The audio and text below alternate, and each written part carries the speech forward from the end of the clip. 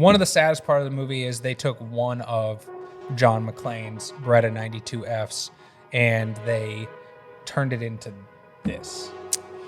Well, I mean, I think it's fair to say that I don't like critically acclaimed movies. You don't like any critically acclaimed movie? Die Hard isn't my favorite Christmas movie. This podcast is rated PC for Pew Culture. Pew, pew, pew, pew, pew. Welcome to another episode from Pew Culture. This is episode 2. And we're going to be talking about everybody's favorite holiday action movie. Ooh, Jingle All the Way. Die Hard. Die Hard. Die Hard. This is an amazing action film. It takes place during Christmas. It is filmed at the Nakatomi Plaza, which is also the Fox building. It's the actual where Fox's main headquarters were. Yes. They were under construction at the time. Random movie facts. That I did not know. It was the biggest payday of Bruce Willis's career. Before that, he was a comedian. He only acted in comedy TV shows. First action film he's ever done. $5 million payday, which at the time was like 40 times more than he had ever seen before. And it was considered to be an A-list actor payday. Why did they pay him that? No one knows. I mean, we know now. He had 4 sets of feet. What are you talking about? Bruce Willis's feet. When he walked on the glass, didn't actually happen because he's Bruce Willis. Oh, well, yeah. They molded his exact feet to his feet. That's how they did it. Oh, so he could walk on. Yeah. Oh. Pretty interesting. Oh. Gun facts, though. Yeah. What are Guess what? Alan, how do you say his name? Rickman? Yes. Professor Snipe? Harry Potter fan? I'm looking at you. Yeah, whatever his name is. Harry Potter. This was Alan Rickman's first movie ever. Before that, he was a stage actor in London. Because of that, he has never been around gunfire. Lived in London, was a stage actor. Terrified of gunfire. Really? If you go back and watch the movie now that you know that, every time there is a gunfire scene, they immediately cut off his character because he flinches so bad it's involuntary. They had to change the movie scenes because they cut off of him every time there was a gunshot. I didn't know that. That's crazy. Terrified of gunfire. Crazy. Yeah, interesting movie facts. I mean, there was a time I wasn't too familiar with firearms. And I remember the first time that I shot, it caught me off guard. And I remember going to the gun range and I remember hearing the pop, pop. And I was like, whoa, whoa, whoa, whoa. So it's easy for me now to kind of want to make fun of him. Well, he's dead, so don't make fun of him. Please. Please don't do that. That's like ruining Robin Williams' legacy. I knew that was coming. Die Hard wouldn't have been Die Hard if it wasn't Bruce Willis. I don't think anybody else could play their role. No one else could. No. You know the Yippee-Ki-Yay line? Wasn't even in the movie. He was being funny with the cast and crew behind the scenes, and they happened to be rolling while he did it. And then they kept it in the movie because they loved it so much. Pretty freaking cool. I can dig it. Yeah. So the biggest line in the movie wasn't even a thing. That's usually how those kind of things go. Oh, yeah. Roll with the punches, man. Pretty much. But, I mean, there's a lot of iconic guns in this film. A lot of... And it's funny you say that because in this film, had one of my favorite guns and one of my least favorite guns. Ooh, let's start with the least favorite gun first. It's on the table. Dude. How many times are you going to bring this blasphemy to bear on me? You're telling me that you don't like the Steyr AUG? No. Hands of people in here who like the Steyr AUG? Hands of people who don't like the Steyr AUG? First of all, I'm pretty sure two of the people back there haven't even shot a Steyr AUG. To be fair, it doesn't matter. It looks cool. It looks like a praying mantis. Praying mantises are badass. It's still great, but it still looks like a praying mantis. Peter knows there's an entire martial art around the mantis style, right? This is true. You've seen Kung Fu Panda, you know. Wow. You have kids. You know what I'm talking about. He doesn't actually. He doesn't. You're going to. FYI, I'm pretty sure Seth Rogen played the Mantis, okay? So get over yourselves. Wait, what? Yeah, Seth Rogen was the Mantis in Kung Fu Panda. I've never watched Kung Fu Panda. What? Greatest animated action film of our generation? Just nothing about it. Nothing about it really just called out to me. I'm like, y'all are this is unfair because y'all are making me be this super Debbie Downer when it comes to movies on the second episode. All I'm saying is, as far as Kung Fu Panda, there's nothing about watching the what do you call it? The seeing the trailer for it, and nothing in me went, I want to go watch that. Okay, so we're gonna work this back. Jack Black. Okay. Jack Black didn't make you want to see that movie? It did. Then why didn't you watch it? Jack Black is Kung Fu Panda. Yeah, I'm aware, but It was awesome.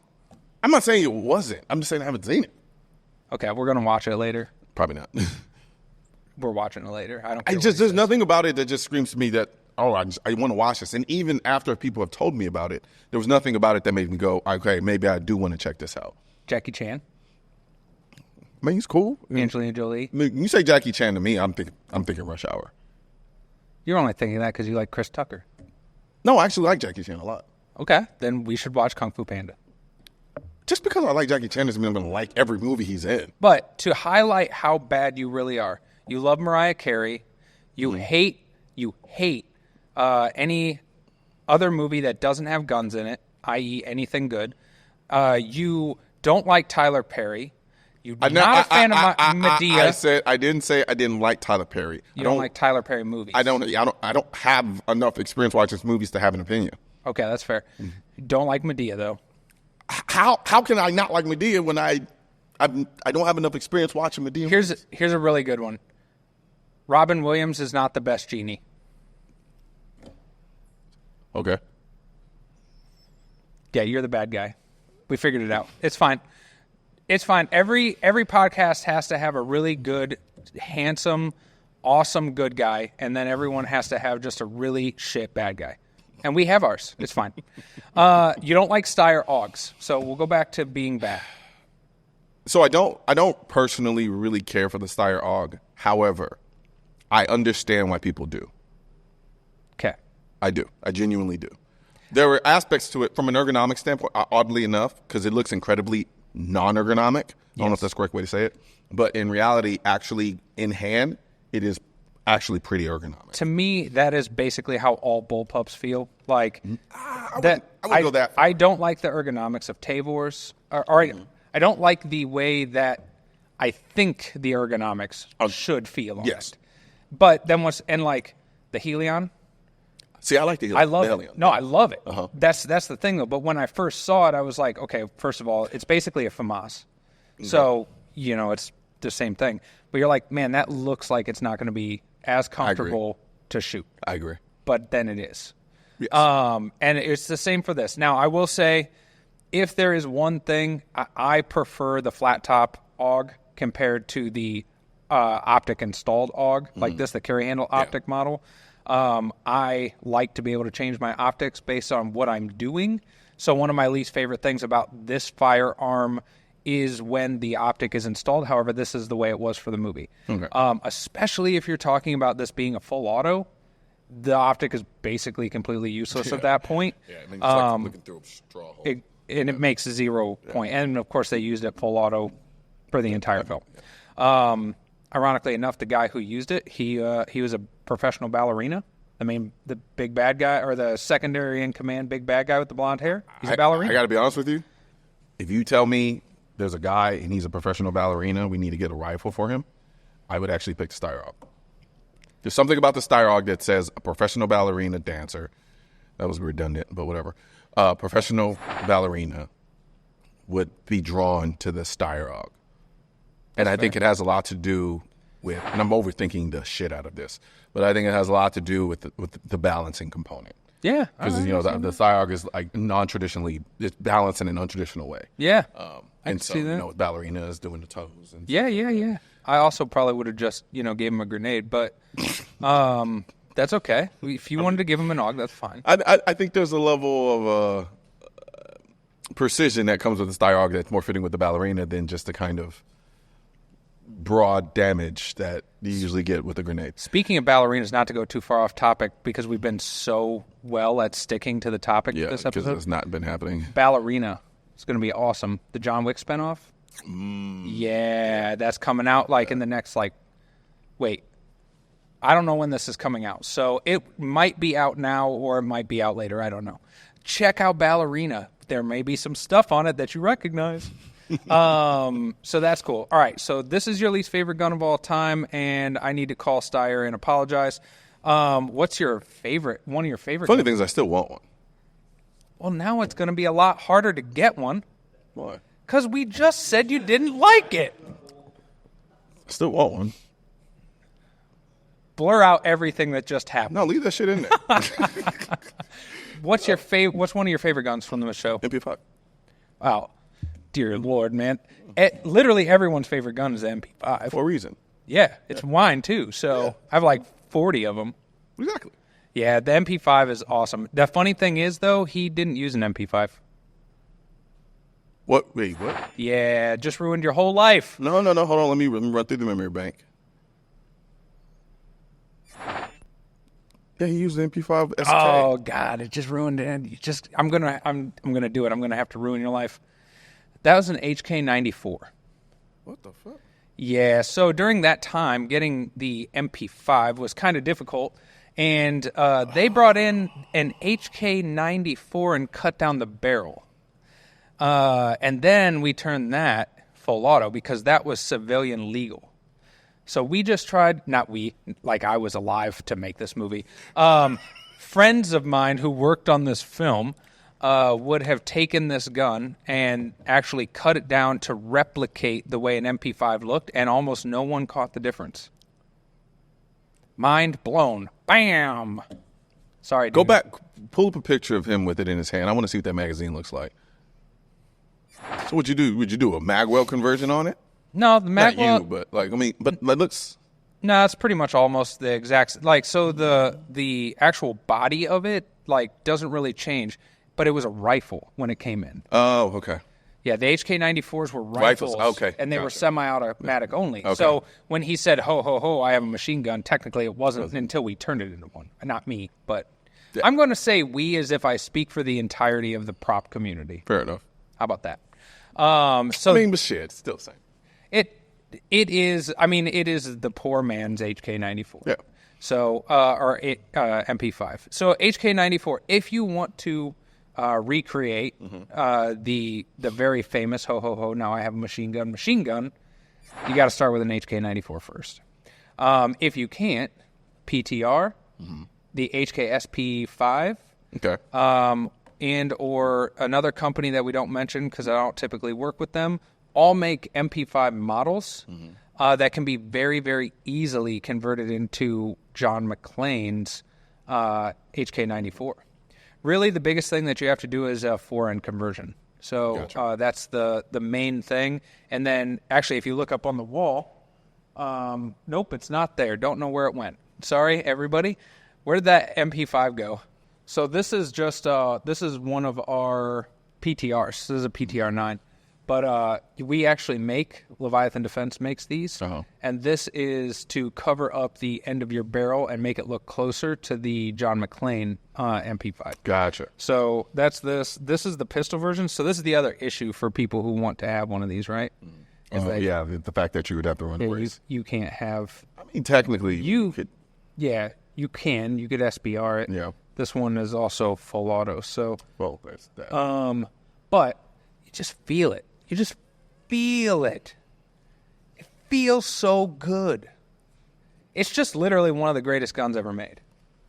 It is. I'm not going to argue with you. The gun is iconic as hell for a reason. It's in every movie. The crazy thing is it shoots every bit as good as it looks. Yep. And feels. Even though, granted, I recently did a video saying the B&T AP9C some was an MP5 killer. But it was more so from the modernization aspect of it. Basically, it's more modern. And so the modern ergonomics give it a better presentation to me in my hands. And I know that look on your face, Jake. Just go ahead and say it. You're dumb.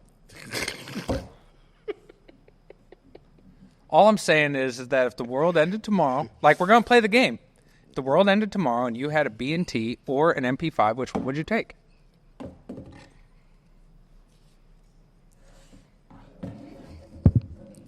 This is not a safe space for me to talk, so I'm just going to keep my thoughts to myself. There is nothing safe about being in here right now when you dishonor Robin Williams the way that you have today. Look, I'm just going to say this. I love the MP5. I have like 4 or 5 variants of versions of them. Mm-hmm. But because I am so accustomed to the AR platform, and you ask me that question, mm-hmm. I'm going to probably take the B&T. I'm gonna be the good guy here and you're just saying it. You're just doing that because of how iconic and rightfully so the MP5 is. Also, working on these are way easier. B&T parts are super difficult to deal with. I don't disagree with that. I don't disagree with that at all. And remember, end of the world, so nothing's being made anymore.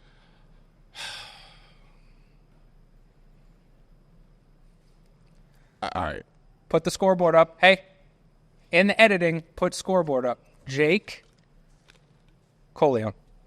Okay, thank you. I'm not an armorer. So, with standing in the world issues in terms of parts breaking and shit, either one of them, I'm still starting out from a place of novice in terms of being able to fix it. So, easier to find MP5 parts. I'll give you that. That's true. That's very true. I'll give you that. I don't know what it is about this episode. I just feel righteous. Because you're usually wrong. I know. It's so good to feel right for once. Oh God, I'm married, so here we go. Yeah, well, this is great. Yeah, that's why. This is how it feels. That's why. Yeah, it's called confidence. Oh, nice. You are legitimately having me rethink my answer because you're right. I mean, there's just so many of them out there. So if we're talking about end of the world, you don't have this. You don't have the support system that you would have currently. No, yeah, I'd go MP5. It's funny because that's literally how I pick guns for myself every time. If the world ends, yes, I have the guns that are like, I just need to have that because it's so cool, like the MP7. Mm-hmm. Like, I have an MP7 for literally zero reason. I don't even know if I have a single round here for it because it's so, like... It is one of the coolest guns for absolutely no reason. It's awesome. It is, and it gets cooler when you actually hold and shoot one. Yes. Like, you say don't meet your heroes? Not the MP7. No, you want to meet that hero for the MP7 sure. is it just gets cooler, and every time I see it, it gets cooler and cooler and cooler. You want to know a gun that never actually gets cooler, but is literally the most heroic, iconic gun ever? What? The Beretta M9/92. I'll give you that. It is, yeah. So here's the deal. It works. Mm-hmm. It's been used by everyone. Mm-hmm. Is it as used by everyone as the Glock? Probably not, but that's neither here nor there. However, almost every main character, especially if you're talking mid-'80s through end of the 90s, mm-hmm. they all used a Beretta. And this movie is no different. John McClane. Now, here is an interesting tidbit. If you wanted to remake John McClane's Beretta, it is not a 92 FS or a Beretta M9. It is actually a Beretta 92F. Excruciatingly difficult to find. And the sad part is there were a couple of them on the film. However, one of the mains got turned into this. This movie was not great. This is actually the movie Equilibrium. Mm-hmm. It had Batman in it. Not one of his finest roles ever. Still my favorite superhero, but go ahead.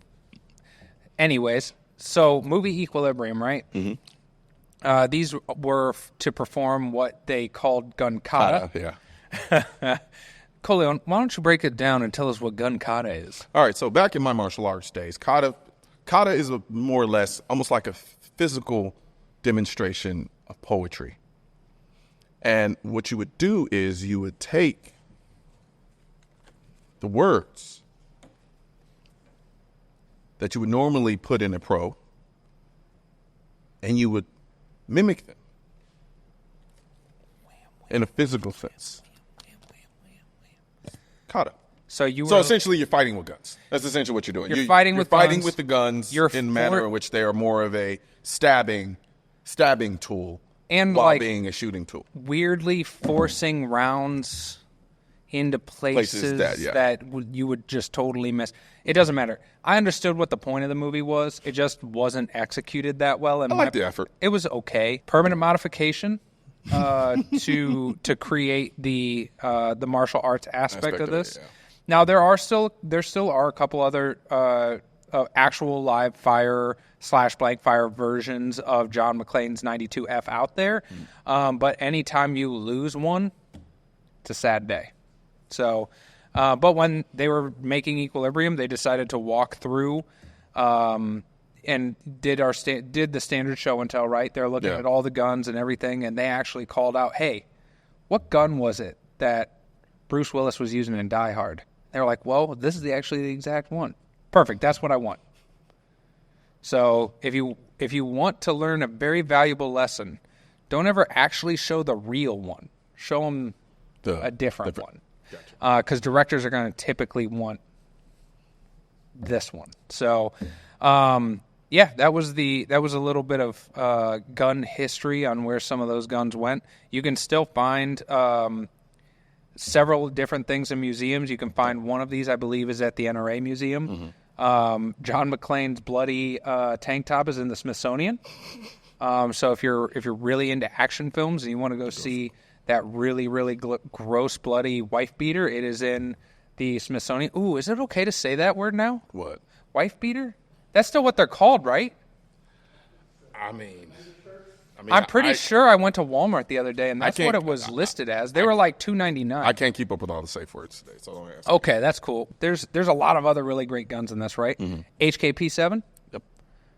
What's really unique about the HKP7? Yes. Squeeze the cocker. Yeah, so weird.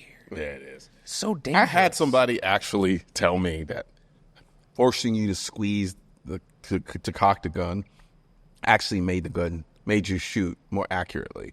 And I actually believed it at the time. But now that I know more about how to shoot accurately, I'm like, actually, no, that's quite the opposite, especially when you start dealing with hand fatigue. So it really doesn't work that way. But it's so cool. I want one. Oh, I'm trying to get one. Like right now, you can find one for like $3,500. Yeah, expensive as hell. Man, they're so. I want one just to be in the shop, just to have it. I think it's one of those guns. If you're a collector, you should probably have a piece of it. Exactly. Yep, I agree completely. Let's see some of the other really interesting things. There's a hockey puck flashbang. Remember that scene? Guess what? Doesn't exist. I called to try to have one made just for this episode so I could flashbang you. They said no. Thank you. Whoever said no, thank you. They said the only way I could do it was if I put it on a trigger cord. So I thought about doing it still and then running the cord out of the office and then waiting for you to sit down and then doing it. I would have saw it. I know, that was the whole point. But then it wouldn't work. Nah, I would just still blow it up and see what happened. Someday we'll get the hockey puck flashbang going and we'll use it. I have tinnitus as it is. I don't need anything exacerbating that. I mean, you played Call of Duty. You know how it works. I flashbang you, then I shoot you, and game over. It's a game. You respawn. That's not how life works, but okay. Have you died yet? Robin Williams, he's out there somewhere. Oh, my gosh. Oh, my God. Oh, God. So then, I still stand by my Will Smith statement. Yeah. There are lots of diehards, too. So, Die Hard. Yeah, there are. Based on a book, originally. The first Die Hard was actually based in literature. Very interesting. Also, really another cool tidbit. Bruce Willis was super not even close to the first pick for this. The actual first pick was a early 70s Frank Sinatra. In his early 70s, they wanted Frank Sinatra to play this role. They actually wrote it for him. Don't ask me why, other than he played some really good detective roles back in the day. I don't see him as a brooding action star. No, it would have been a way different ose. Yeah, very much so. But that's who it was written for. So luckily, Frank Sinatra said, "You know what? I'm good. Don't feel like ziplining through windows are my thing." But you know, if that movie came out today, it would probably be Liam Neeson. dude, please no. If it came out, no. If it came out, I'm not today, saying I would want that to be the case. I'm just saying that's probably what would have happened. If this movie came out today, almost guaranteed it'd be like Chris Hemsworth. I could see like Chris Hemsworth playing this role. Maybe I don't know. Chris Hemsworth doesn't really give me everyday guy. that's true. Yeah. That is very true.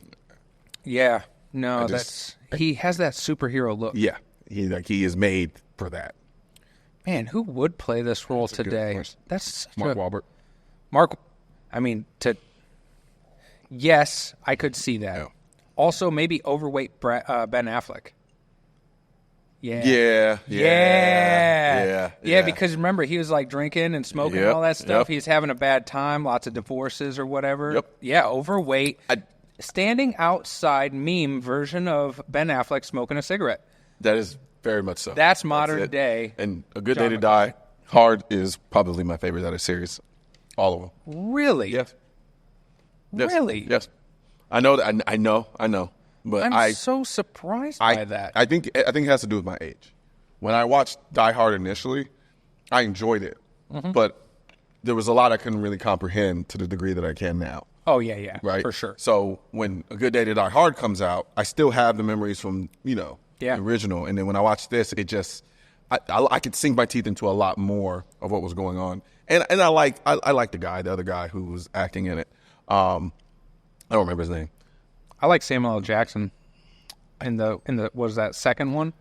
I barely remember a second. I love Samuel L. Jackson generally, so Jai Courtney. yeah. Yeah. Whatever happened to him? Yeah, after that, He just disappeared. Oh, look, there's a so check that out. There's a little blurb for The Beekeeper. I worked on that one. Is that Jason? You know, I'll watch anything Jason makes. Yes, Jason Statham. If he makes, I'll watch it. I don't care how bad it is, because everybody. Let's just be honest. Transporter series is terrible. See, I like Transporter 1 so much. I love Transporter 1. It is the goofiest shit. Keep in mind, I will watch any movie that man makes. I'll watch it.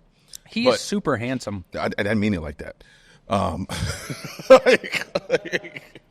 mean, I knew what you were trying to get at. It's okay. I just from a.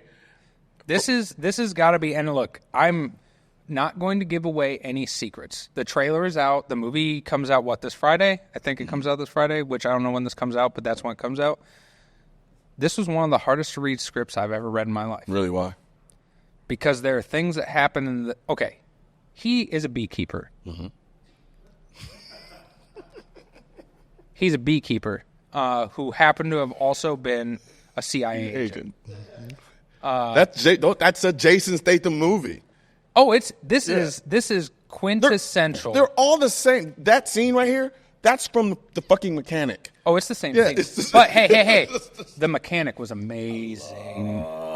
The Mechanic was amazing. That movie like put it on the map. Yes. You want to know an awesome thing about Jason Statham? You want to know how he got his like what his background in action is? He's a diver. Yeah, professional high diver. Yep. That's what he did. That's why he's so like in shape. And he's built like, when you really look at him, he's built like a swimmer. Yeah, exactly. Yeah. God, The Mechanic. Yeah, oh, dude, that is one of the best movies of all time. Mechanic was good. Safe was terrible. Yeah. That was a bad movie. The Bank Job was not good. I watched every single one of them. Oh, I've watched it. Without apology. And then, Crank. Oh, man. Crank. Man. All right, here's the background of the movie Crank if you haven't seen it. Dude has to kill people, but keeps basically dying, has to electrocute himself to keep going. Boom. Crank 1 and 2, done. Like, I just gave you saved yourself a lot of time. The only reason I could stand this last Expendables was because of Jason. Oh, well, so here's a funny thing about it. So Expendables 4 is out, right? Mm-hmm. So that's out. It's on digital and all that stuff. Yeah. So that movie was really only supposed to be about Jason. So originally there was supposed to be a film that came out in the Expendables universe that was just about Holiday. And like somehow Expendables 4 brought everyone back and just did its normal thing that it always does. But I want to see the Holiday special. I want to see Jason I like 50 in it Statham too. as Christmas. Yeah, I bet you do. As Christmas, and I want to know where he got them knife backgrounds from. I want to see. Hold on, that's let's what I go. wanna Let's see. go back to that. What do you have against 50? Nothing. But no. I sense some animosity in your. Okay, so here's the deal. There is no, like, I like 50 Cent as a human being. He, like, does horse shows. He, like, I saw him with, like, this diamond bedazzled saddle that he won at a horse show. That was pretty cool. No, wait, let me put things in context. I only like 50 when he's playing 50 in the movies.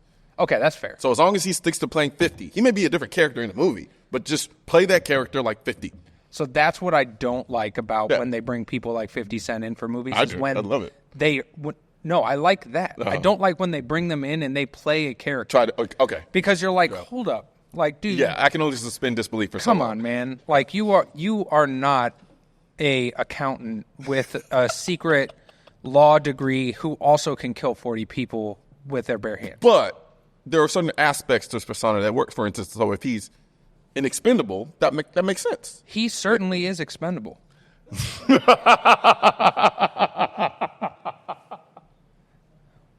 I don't know why that was funny.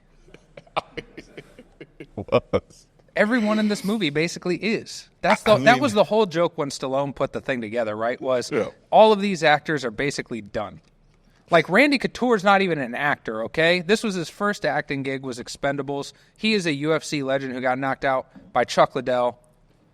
Chuck. He'll be on that, like, third or... I don't know. He'll be in, like, 3 or 4 episodes. You'll see Chuck. You know, it took me like 30 minutes to realize I was Megan Fox. You know what? It should have not been Megan Fox. She should have stayed home. I agree. She should have stayed home. I think she overacted the part. So that's the problem is that she doesn't know how to act anymore. Like, she's done. Like, I think she leaned. I don't think she doesn't know how to act anymore. I think she never really knew how. I think she overleaned on her attractiveness because she was stunning when she first came out. I blame Michael Bay for that. I wasn't a fan of the way she played because she could have really done the part justice in a way where it was like entertaining to watch. I just felt she just kept overacting and kept Jason overacting. Statham could have done better. It's hard to do that when you're playing off of her in that movie. There's only so much you can do. And honestly, I think Jason really honestly does way better when he's by himself. No, so I meant that like in the literal sense that Jason Statham could have found a better girl. Oh gosh. Yeah. No, for sure. It would have been easy. I just wasn't a fan of her character in the movie at all. It could have been like, "What's up, lady? You want to see me high dive off this thing? And Check this out. I'm gonna do 4 backflips." And then he does it, and like pretty much all the ladies are like, "Yeah." That's every Jason Statham movie. pretty much The Meg, the Meg 2. I refuse to watch Meg, so I haven't seen it. You're scared of swimming. I forgot. No, I'm not. Why would I be scared of swimming? Say it, Jace. Because you told me. No, I never told you I was scared of swimming. You didn't. I told you I can't float. It's the same thing. No, it's not. I can swim. I just can't float. I'm too dense. 50% of swimming is floating. Not when you're moving. That's science. To be fair, I can do the other 50%. To be fair, my whole plan was to take you jet skiing, knock you off the jet ski in the center of the lake to see if you could swim. First of all, you're not getting me in that much water to begin with. Because he doesn't swim. I do swim. I know how to swim. I'm just smart. I don't play with water. Jason Statham would just be so disappointed right now. That's all right. I'm going to text him. Jason, your boy. I don't, especially the ocean. I don't fuck with the ocean. You know who I don't fuck with ponds because little weird things swim up your pee hole and then kill you. That's not in like every pond. Yeah, it is. That's like in a pond in South America. No, in America it's like that too. You've never heard the stories? It's in America. That's all I know. I'm going to be super honest with you then. This whole time, like my 35 years of life, I may have been controlled by some type of parasite.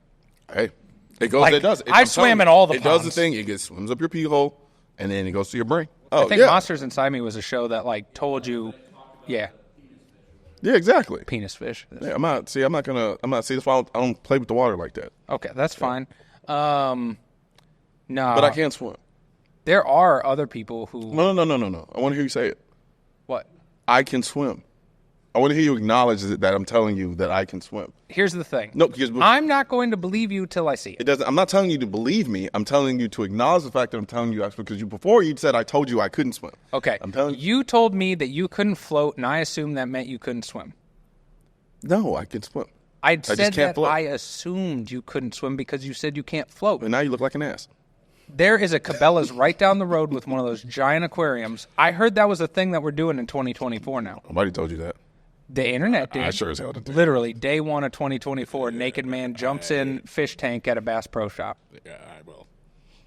We can do it. It won't be me. I'll set up a high dive and everything. It'll be awesome. The closest I get to body of water is pools at hotels and my bathtub. All right, we're going to the hotel later. The pause. Huh? We're going to the hotel later. They got a jacuzzi. We're going to see if he can float. No, we're not. Don't see. Yeah, you just. You know who does love swimming though? Samuel L. Jackson. He's in a lot of shark movies. Is he swimming in them? No, he mostly just gets killed. But yeah, exactly. So what are you talking about? What movie? I just watched. I watched it on the plane over here. With Samuel, and the guy's like a painter, but he kills people. Bagman or some shit like that. Bagman. I haven't seen that one yet. It's pretty good. It's no Pulp Fiction.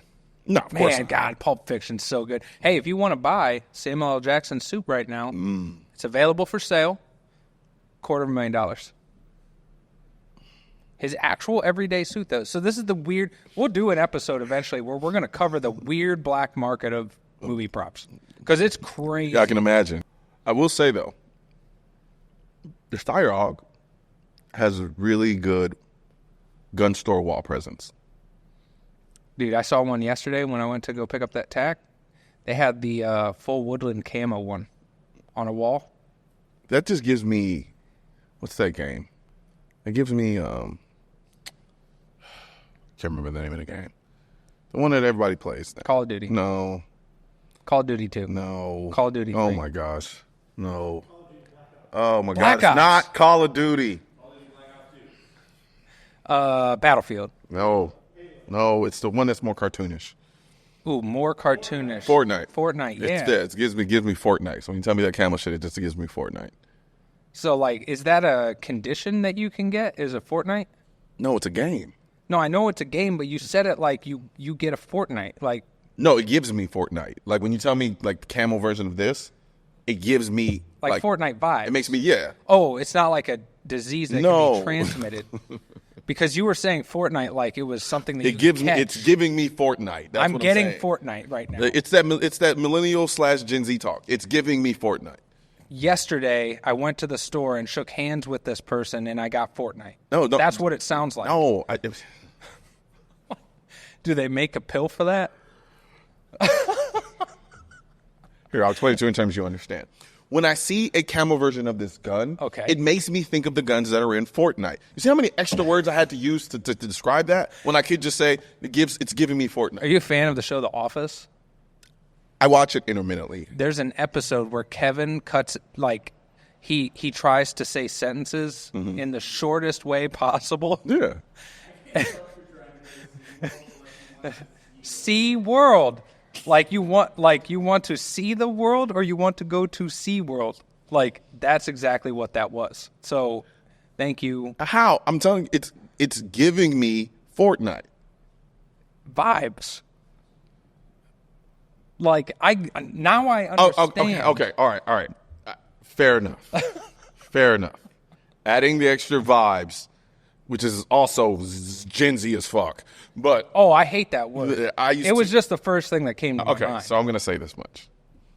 So I used to talk to this girl, right? Oh, God, one of these stories. And I remember one time she got this new tattoo. And it was on the side of her neck, and it said vibrations. Ooh. And I was like, what the fuck is that? And I asked her, I was like, why the fuck would you do that? And then she's like, vibes. I'm like, it's a very dumb tattoo. So as things progress over time. She used the word promiscuously, clearly. But I have to say that over time I realized that using the word actually does encompass, it gives you the ability to describe certain things you just can't really explain. I was assuming that story was going down the line, and when he said promiscuously, I thought she was going to end up being a hooker. And her hooker name was going to be Vibrations. No, she was far from a hooker. But I'm just saying I thought this story was going to end up being that. No, I'm just saying, like, because I used to hate the word too. Yes. I used to hate hearing it over. I used to hate it. But I find myself actually using it because I realize that it kind of just works in certain instances where you can't really describe what you're trying to describe from a feeling standpoint. Yeah. And it's just, sometimes it is, and I can't believe I'm going to say it, it's just vibes. Yeah, I get good vibrations from the Styrog. I still think it... It's not as cool as Robin Williams, but it's pretty close. The funny thing is, the Styrog is cool. Yeah. I just don't really like it. Have you ever shot one full auto? I think so. Was that one? It was a long time ago. I can't remember if it was full auto or semi. Have you ever shot one full auto with a 100-round drum mag at a heavy barrel? No. All right, we're going to do that because I bet you $1 million you end up liking a lot more than... So is that your goal now? You're trying to get me to like the Star? Yeah. Styrog? Mainly because I'm paid to do that. So I mean, that's fine. yeah. I mean, just don't get your feelings hurt if I still walk away and say I can't stand this thing. I bet you $1 million that if Don't do that. Don't do that. I will fucking lie to you and take that $1 million. Okay, that's fair. All right, that's fair. But here's the deal. We're going to end the show on this note right here. All right. Has there ever been a time on the first go-around of a gun, not like you've been shooting it all day, on the first go-around of a gun that you grabbed it and it went full auto that you were like, man, that sucked?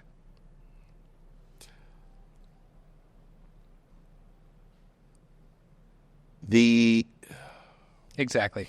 Full auto the first time is fun no matter what gun it is. You heard it here first. Pew Culture, baby.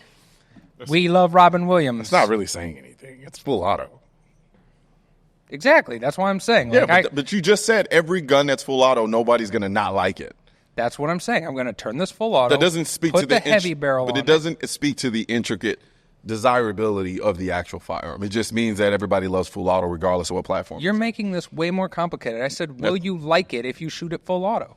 The answer is probably yeah. I'll be honest. I haven't shot it in so long, I probably need to reshoot it in semi-auto to see if I actually still feel the same way. Okay. Come on. Let's go. We're going to the range. See you guys later.